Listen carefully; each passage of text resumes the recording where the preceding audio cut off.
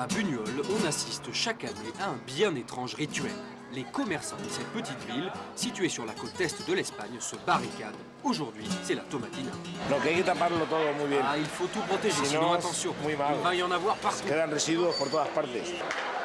Il y a 10 000 habitants à Buñol, il y en aura 20 000 aujourd'hui. La foule arrive de toute l'Espagne et des 4 coins du monde.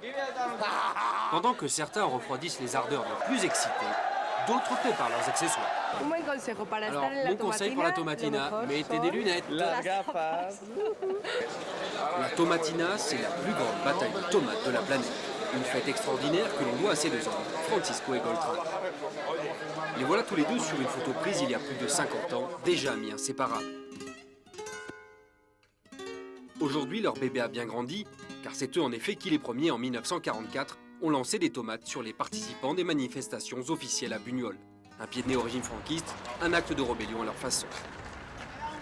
Francisco et Goltran participent toujours activement à l'organisation de la fête. Francisco est à la tête d'une importante société de transport. Il s'occupe du convoyage des munitions qui serviront pour la bataille. Et Francisco et Goltran n'ont visiblement pas perdu les bons réflexes.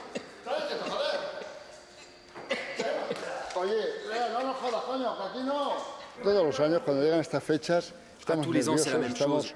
On est très nerveux à l'approche de la fête, très excités. C'est quelque chose d'incroyable, d'extraordinaire. Ah, c'est la même émotion à chaque fois. Au départ, c'était un jeu d'enfant, une blague.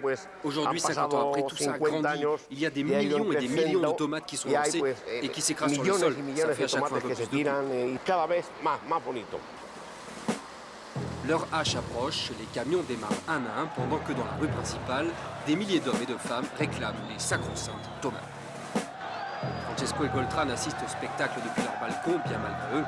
À 69 et 67 ans, leurs épouses leur ont demandé de se calmer un peu. Un coup de canon retentit, la fête peut commencer. Paco, l'un des chauffeurs de l'entreprise de Francisco, participe pour la première fois à la tomatina comme livreur. Dans la cabine, sa femme et ses enfants qui leur auraient donné leur place pour rien au monde.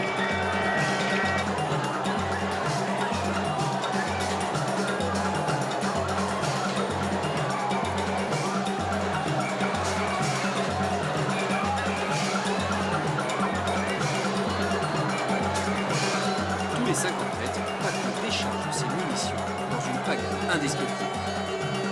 C'est dingue! On s'éclate! Allez, on décharge un peu de tomates.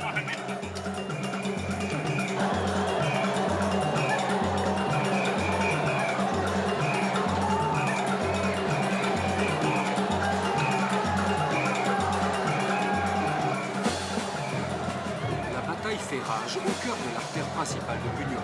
Les tomates pleuvent comme des hallebardes. Certains combattants accusent le coup. La pulpe de tomates ruisselle sur les corps. Les petites rues adjacentes deviennent des refuges pour les plus fatigués.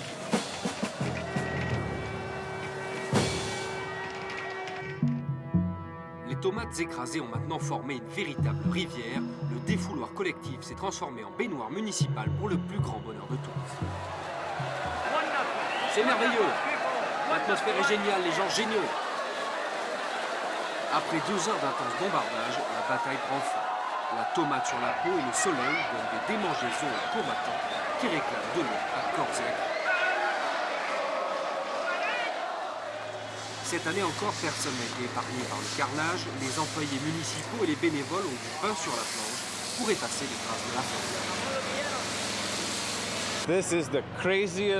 C'est la fête la plus folle, la plus dingue d'Espagne. Il y a de la violence, mais bon, c'est ça qui est excitant. Vous savez, quand vous venez ici, qu'à tout moment, vous pouvez prendre une tomate dans l'œil, vous faire déchirer vos vêtements. Voilà pourquoi c'est excitant, parce que c'est dangereux. Francisco et Goltran, eux, sont déjà à pied d'œuvre pour préparer les munitions de la 43e édition de la tomatina.